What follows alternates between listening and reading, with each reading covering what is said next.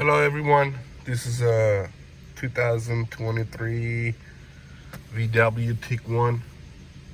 I'll be showing you how to deactivate the start-stop system, which you have to use a scanner first, otherwise you can't.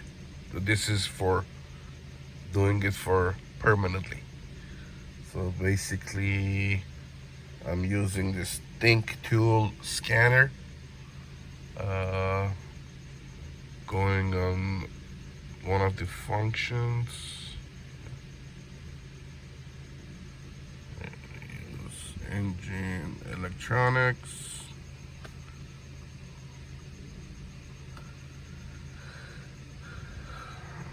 Okay. Go under adaptation and then activation of start-stop function.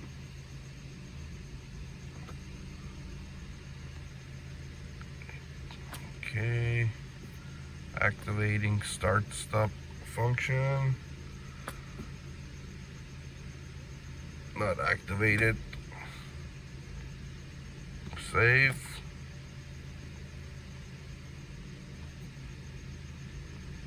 Go.